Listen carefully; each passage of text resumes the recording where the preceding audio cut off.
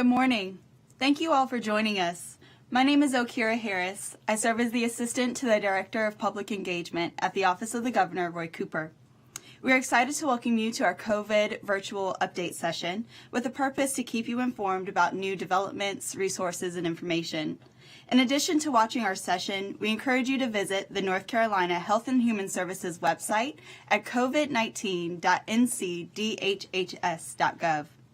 Today we will discuss important information regarding the COVID-19 vaccine plan, education corps, and much more.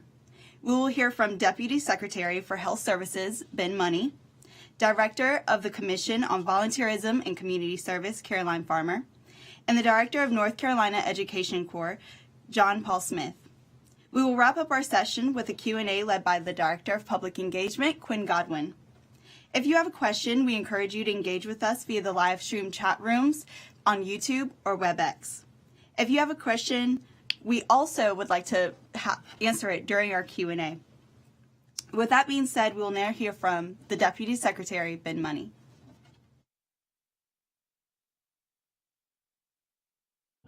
Good morning.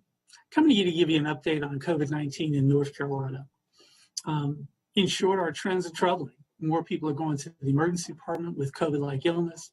Our cases are at the highest level since the start of the pandemic, and the percent of tests that are positive is going up as well. We're seeing cases and hospitalizations rise steadily, just like other states are across the country. We're continuing to monitor these trends very closely. Your cooperation in that. We need you wearing face coverings anytime you're out in public with someone who's from another household. We need you socially distancing anytime you leave your home. We've got widespread community transmission across the state. So it's important to remember that anyone of any age can transmit COVID to someone who is at high risk for serious illness. We also know that there's hope on the horizon.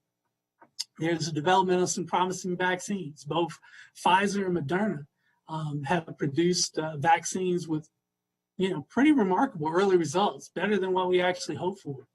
A lot of the progress in these vaccines has happened very quickly because of significant improvements in science and technology, all while still following safety protocols.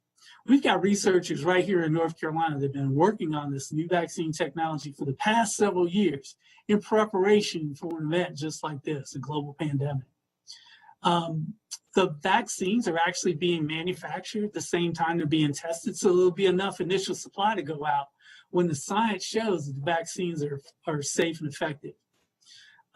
We know that also between these two vaccines, there were more than 70,000 people who participated in clinical trials to see if the vaccines were safe and effective in preventing someone from getting COVID-19. The preliminary data looks really strong, and we look forward to reviewing the complete data when it's made publicly available in the next few days. So the Food and Drug Administration, or the FDA, is going to be reviewing two vaccines, those two, this month to approve emergency use authorization, or we call that an EUA. That EUA is actually issued by the FDA. Sorry for the acronyms, during a public health emergency to allow the use of new medical products, such as a vaccine, so we can use it more quickly. But the EUA does require a submission of data that demonstrates the vaccine's safety and that it can prevent a disease. Also, before issuing the EUA, there's an independent advisory committee that will review the vaccine testing data, and that advisory group's purpose is to provide independent review of vaccine trials. So that group has no ties to any company, political administration, or individual. And the advisory group meetings are actually open to the public. On the FDA's website, you can find information about the upcoming meetings. So the meeting for Pfizer, they applied for their EUA on November 20th. Advisory committee meeting is going to be meeting December 10th. They'll review their application. And then Moderna, they applied for their EUA on November 30th, and the advisory committee is going to be meeting December 17th. So a lot of things are happening very quickly, but still in a safe manner. Once the vaccine is authorized for use by the FDA, federal government is actually going to be determining the number of vaccines each state and jurisdiction is going to receive. And the amount of the vaccine that will be sent to states will be based on the size of the state's population. To determine who should get the vaccine first, the North Carolina Institute of Medicine convened an independent COVID vaccine advisory committee. Our prioritization plan at DHHS is actually based on their guidance, along with guidance from the National Academy of Medicine on equitable distribution of vaccines. Vaccines will also be initially available in limited settings, primarily at hospitals across the state, and then available for long-term care residents and staff. We do hope that by January, health departments, community health centers will start vaccinating other high-risk groups. And these are folks that are at high risk for complications, meaning they have 2 or more chronic conditions, or they're at high risk for exposure. We also are going to be very much focused on getting these vaccines out through a distribution plan that we're constantly refining. The COVID vaccine will be free. It's important to recognize that regardless of whether someone has health insurance or not, they'll be able to access it. Healthcare providers right now are being enrolled in the vaccination program based on their ability to reach priority populations. And those who are at high risk exposure, like healthcare workers, and those who are at high risk of severe illness, are going to be folks that, again, will be prioritized. And trusted providers like healthcare hospitals, local health departments, community health centers will be among the first to be vaccinating people. It's important to know also that having a vaccine is not the end of the road. It's still going to take some time to get supplies and enough vaccine out to vaccinate significant enough people. So we still have to be focused on practicing our 3 Ws. It's our best tool to protect our loved ones and to make sure that our hospitals are there when we need them and to save lives. Please note and remember that Governor Cooper issued additional COVID safety measures to tighten mask requirements through Executive Order 180. You've probably noticed that there are more restrictions on wearing face coverings in retail establishments and restaurants.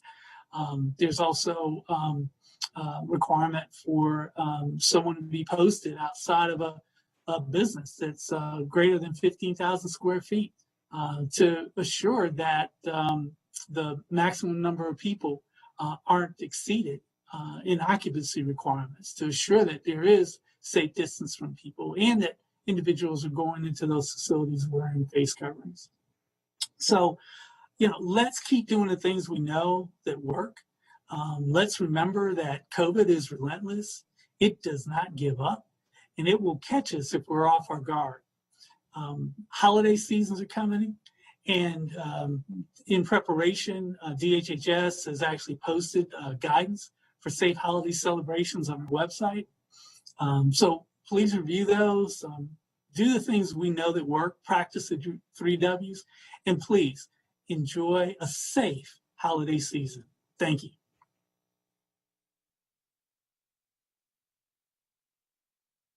Thank you, Ben. And thank you to all of our watchers who are watching every time we have one of these shows. So thank you for being part of us. My name is Caroline Farmer. I'm the director of North Carolina Commission on Volunteerism, or Volunteer NC. I just have to say, yesterday we had the same number of deaths as we did in one day for 9/11. So if you think about this, we are having the equivalent of 9/11 deaths every day. This is in the U.S. This is incredibly sad. When we don't wear a mask, we don't keep our distance, we don't wash our hands, we become our own terrorists. If you don't want to be a terrorist, wear a mask that covers both your nose and your mouth. Wash your hands thoroughly, in between your fingers. Watch a video if you need to. Make sure you're paying attention to those people around you, socially distanced. Make sure you're paying attention whether people have a mask on. I'm a big fan of both education and religion. And I will tell you that those are the 2 most common, highest settings for COVID-related sharing. So just be careful. This is a pandemic. Now, what does this current surge of COVID cases mean for us as members of a community, for us as volunteers, for leaders? It means that COVID positive people in our own communities are going to need meals and groceries delivered because they're quarantined.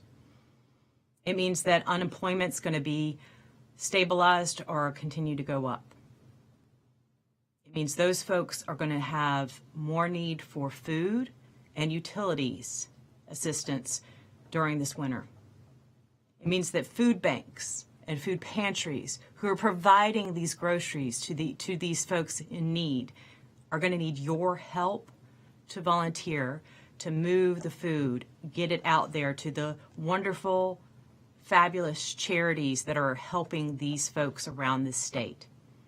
It also means that these charities and these churches who are out there helping on a day-to-day basis around the state, their coffers are empty right now. You know, Giving Tuesday was just a couple of days ago, and I would encourage you to think about who you want to give to, what causes, and how you want to be helping others in your community.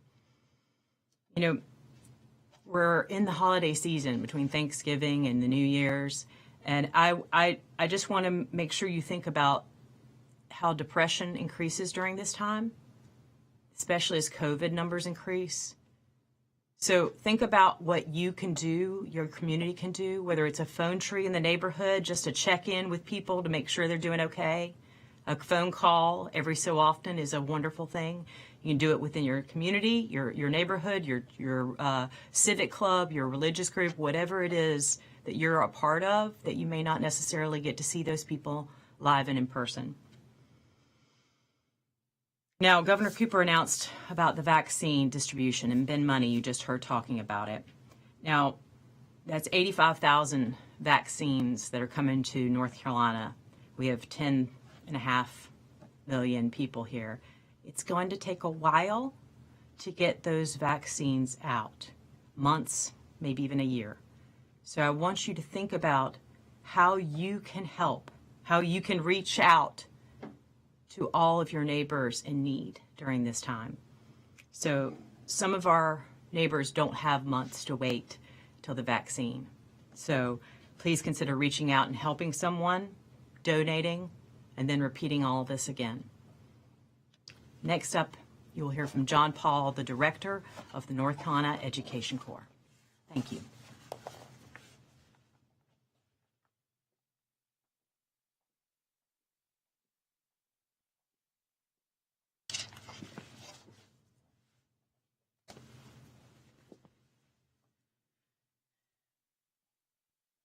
Thank you, Caroline, and thank you everyone for listening this morning. I'm John Paul Smith, Director of the North Carolina Education Corps. For more information on the North Carolina Education Corps, you can go to nceducationcorps.org. I'm here to share a little bit this morning about what the North Carolina Education Corps is, why it's so important to our state, and how you can get involved. The North Carolina Education Corps is a collaboration between the State Board of Education, the Governor's Office, and local school districts across the state to support public school students this year as part of COVID response. We Americans are good at responding to the wolf at the door, issues like foreign terrorist attacks. We're not as good at responding to the termites in the basement. Issues like education inequity. North Carolina Education Corps is an effort to deal with both of these challenges, COVID response, which is emergency response, as well as education inequity in North Carolina. And the way that we're going about it is we're looking to activate North Carolinians across the state to support students in 19 school districts to start with, starting in January. Specifically, we are looking to hire about 200 North Carolina Education Corps members. They will be paid $13.15 an hour to work part-time, 20 to 30 hours a week, to support students in roles such as tutors, mentors, contact tracers, volunteer coordinators, digital navigators, and counselors' aides. They will be working in 18 public school districts across the state to start. They'll be in 8 Tier 1 districts, 8 Tier 2 districts, and Tier 2 Tier 3 districts. Let me list out the districts that we're looking to hire Corps members to work in. Ashe County Schools, Clinton City Schools, Cumberland County Schools, Durham Public Schools, Elizabeth City Pasquotank Public Schools, Halifax County Schools, Hickory City Schools, Jones County Public Schools, Mount Airy City Schools, Newton Conover City Schools, Perquimans County Schools, Person County Schools, Pitt County Schools, Stanley County Schools, Vance County Schools, Wake County Public Schools, and Winston-Salem Forsyth County Schools. This has been a hard year for all of us, and that's particularly true for public school students who are facing the challenges of digital learning, as well as public school teachers, parents, and administrators. We need your help in helping to support students in the roles I listed below. We need your help getting the word out to potential Corps members. We have a deadline of December 7th for applications for potential Corps members to work in the districts that I just listed out.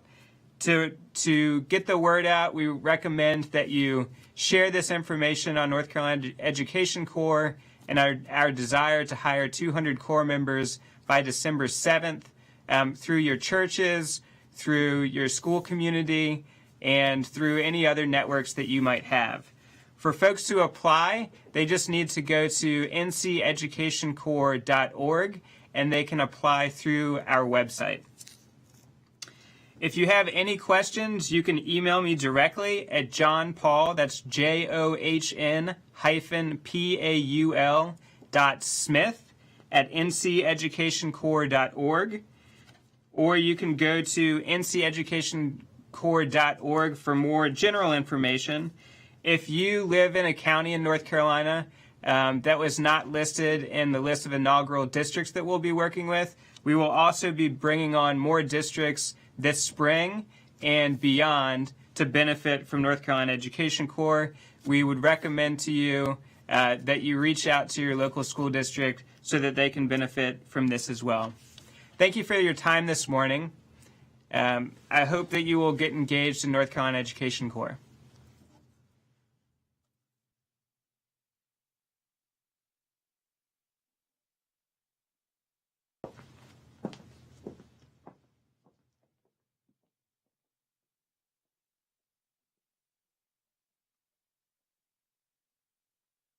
Hello, everyone. Thank you for joining us today. I hope you and your family are well. My name is Quinn Godwin. I serve as the Engagement Director for the 75th Governor of North Carolina, Governor Roy Cooper. I want to give thanks for our speakers today, our usual crowd. We have, Akira for opening. In our introduction, we have Mr. Benjamin Money, who was so kind to record his presentation today for us. Ms. Caroline Farmer with Volunteerism and Community Service, and as well as our newcomer we have here, Mr. John Paul Smith, Director of the Education Corps. I just have a couple of things that I want to share with you before we end our broadcast today.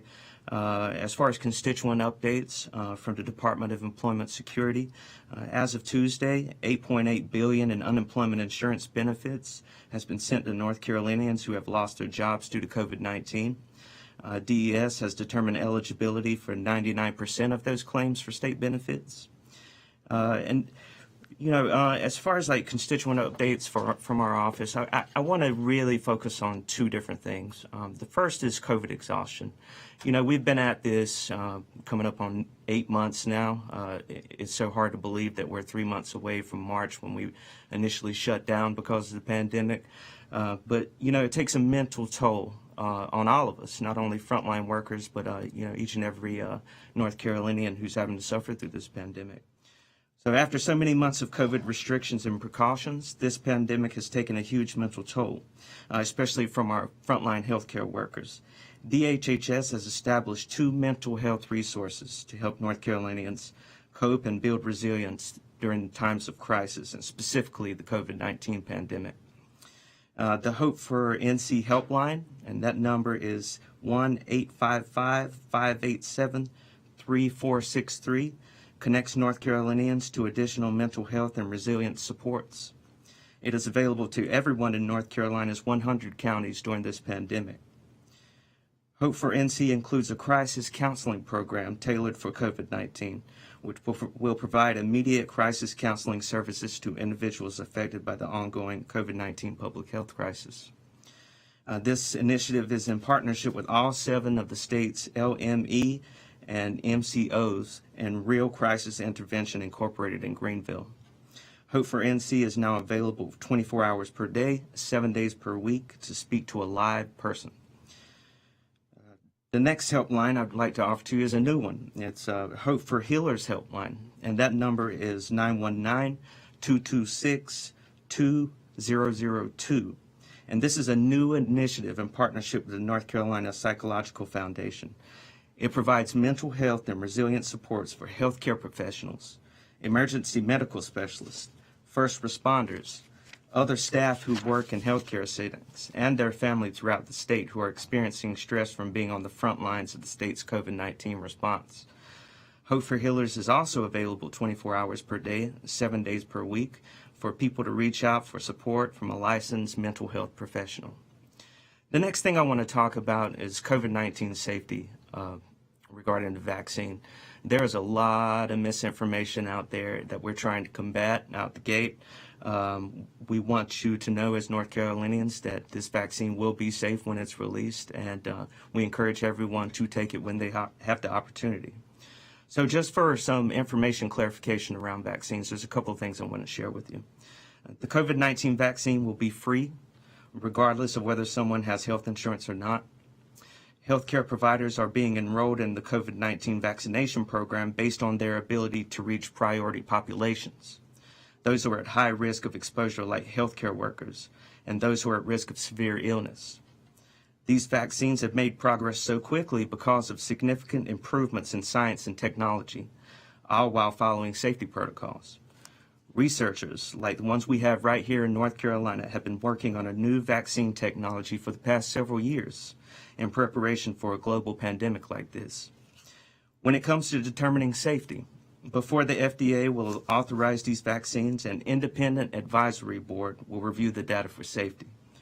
The advisory board has no loyalties to any company, political administration, or individual. This board exists solely to review the vaccine trials independently. Regarding prioritization of the first vaccine, those in high-risk populations will be prioritized no matter their job. In other words, those with 2 serious comorbidities. And also, these priorities were developed in conjunction with the CDC and other independent federal and state committees. Again, when it is your turn, we encourage you to please get this vaccine. We need the vaccine as many North Carolinians as possible for this to even be effective. Webcast viewer questions. We had a couple of people submit some questions during the live stream that I wanted to address. The first question is, as we vaccinate those with high risk, are we also going to be vaccinating their caregivers, folks who live in their home with them or are responsible for their daily care? So as far as priority of this first vaccine is concerned, and this is part of North Carolina's COVID-19 vaccination plan that was released in mid-October. First, healthcare workers, healthcare providers at high risk are going to be first. That's people that are working in the hospitals and may include and will include people that are helping out administratively with the vaccine and other healthcare specialists. After that, people with high risk for clinical severity and high risk of exposure would be prioritized next. That's people in long-term care, people above 65, and staff in congregate living settings. Another question arose about mask enforcement. One of our constituents on our webcast is stating that she goes to the grocery store where she lives and nobody's wearing masks, nobody's enforcing it, businesses. private businesses. First, we would like for citizens to call 211 and attempt to report that. And also, after that, call local health departments and law enforcement officials to help get the mask requirements enforced in those areas. So that's it for our constituent updates and our webcast questions. In closing, although our numbers continue to hit record levels, today you will see COVID cases, new COVID cases above 5,000. That's terrible, and that just begs the question of how often we're thinking of others and the mask that we wear when we go out in public, even if we're going to visit relatives. Wear a mask is more about you caring about the ones you love than any other selfish reason. So the next few weeks are likely to produce at least one vaccine. So considering our mental health situations, just please hold on. Remember, we can slow the virus, the spread of the virus in 3 important ways: getting your flu shot, downloading the Slow COVID NC app, and by practicing the 3 W's: wear, wait, and wash. Again, thank you for joining us today. Please keep you and your family safe during the rest of this holiday season. And please remember that we are all in this together. Thank you and take care.